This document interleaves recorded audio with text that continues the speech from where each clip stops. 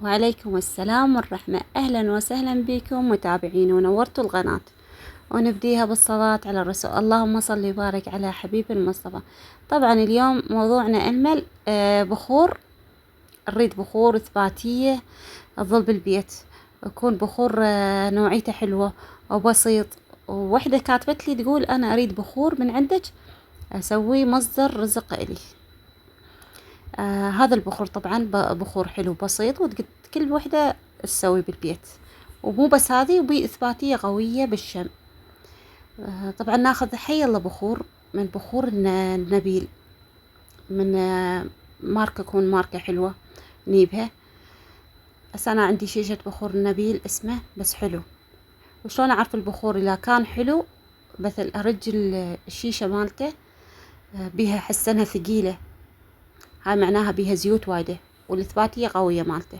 وإذا رجيتها وصارت شلون خفيفة معناها ما بيها زيوت وما بيها، ومن تردين الشبينة بسرعة يطير. أخذت بخور جاوني، حي الله بخور جاوني، بس يكون الأصلي، يكون الأصلي. أهم شي تبون الأصلي مو البخور العادي.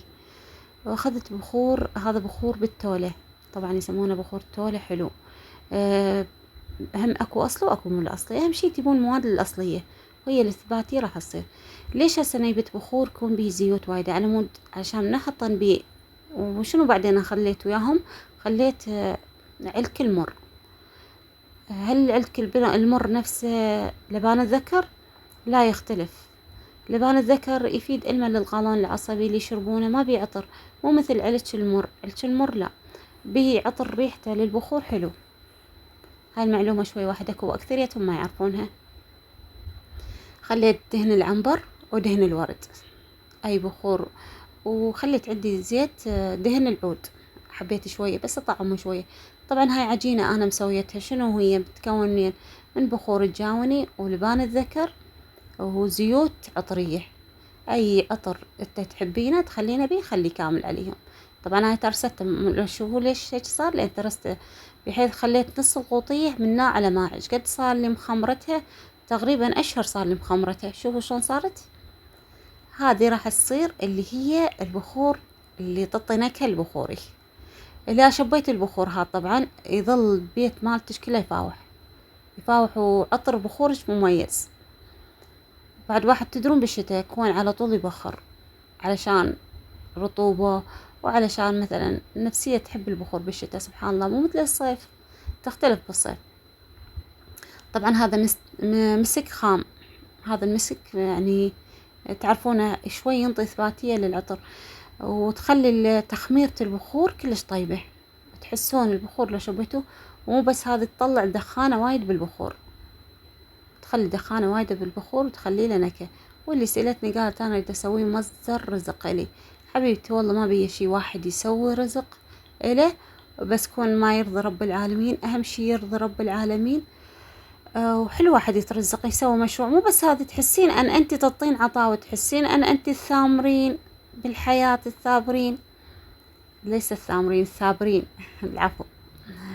المهم، ما حبيت اقطع هاي اللقطة، حبيت اخليها عفوية. وتحل واحد يعني يعين نفسه ويعين ويكظ. يعني مو شرط الا انا لازم. مثلا هسه انتي ربة بيت وما عندش مصرف، خلين مصرفك خاص. اكو بيهم ناس ما تحب تاخذ من احد، يقول لك انا اريد مصرفي الي الخاص، اريد اروح بي اسافر اطلع اسوي. انا حلو واحد يسوي له مشروع خاص اله، بلا ما قاعدة واحد عطالة وبطالة وقاعدة بس تقعدين وفلان وعلان وما ادري شنو. وهذا على الأقل سويت شي مشروع حلو تستفادي من عنده.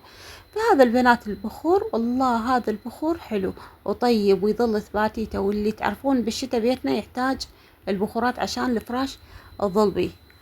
حلو واحد يخليه الصبح، وغير الدخانة مالته ما شاء الله، دخانته الثعول. واللي حاب يسوي مشروع حتى بسيط وما يكلفك أي شي. مو بس هذه، طبعا انا هاي خمرتها نوعيه. هاي طبعا لا تحطينها الصبح، وخاصه بالشرجيه، لا والله بيتك يصير شحلاته. وتحبين واحد يشغل هذا البخور حلو، لان تدرون بالشرجيات هيك بخورات شغلات حلوه تقاوم ريحتها وتقاوم رياح الطبخ والريحات مرات يعني حتى تقتل العفن، تقتل البكتيريا بالبيت. مو بس هذه، وتحس براحه نفسيه، يعني حيل راحه نفسيه. وتشبينه ببيتك يشمه 7 جار من شارعك على ريحته قوته. شميته طبعا. مضبوط. صارت ريحته حسيتها مضبوطة. طبعا واللي يحب يسوي مشروع، والله مشروع إن شاء الله ناجح ويلا يرزق الجميع، وحلو واحد يسوي مشروع ويثابر بالحياة. حلو واحد يعني أحسن ما تقعدين قلت لكم عطالة بطالة. إن شاء الله تستفادوا من هذا البخور واللي طلبوا من عندي. إن شاء الله هم راح أقدم لهم أكثر أكثر. وحتى هسه تقولوا إحنا والله أكو بخورات بالسوق، راح أقول لكم أكو بخورات وايدة، بس البخور اللي النكهة ما حد شامها عند أحد. هاي النكهة هي اللي خاصة. شوفوا هذاك البخور أنا اللي مبخرته، طبعا هاي الدبة ترستها ترس، تدرون ترستها ترس، وسويت جميع الأنواع الخشب الصندل وما أدري شنو. والله ما يكفيني إيش قد ما أحب أنا أشبن. مو بس أشبن، أنا أي واحد مثلا شم عندي بخور ودائما أشتري علب حلوة من واحد يشمه يقول لي الله بخور شلون حلو، أنا أترس له هاي العلبة وأنطيها له هدية. منه يضيف لي طبعا هاي بخوري أنطيها له. أحلى شيء حلو واحد يسوي هيك مشروع. مثلا يجيلش ضيف ويشم بخور حلو، مثلا تحبين تطين تسوين له تحطين له بعلبة حلوة كشخة وتطينها له كأنه من، أو رحتي لك زيارة لأحد تسوي لها بالعلب، إذا عندك علب حلوة وحطي له ترسيها بيها وديها له. مرات أسوي بخور حتى الناس اللي عندهم زواج هدية، أروح أسوي لهم بخور حلو، أسوي لهم بعلب مع مالة الفراش وما أدري شنو أسوي لهم. شوفوا شلون اللي تحطين مبخر وتسوين لك هدية بحيث تحسين لها قيمتها. شوفوا الدخانة مالتها. وبعد مو بس هذه، طبعا إذا غريت عليها صورة الحمص 7 مرات والله مش كنت تحسين بيتك محصن، كأنك انت بيتك محصن. وإن شاء الله تستفادون من عندي. أهلا.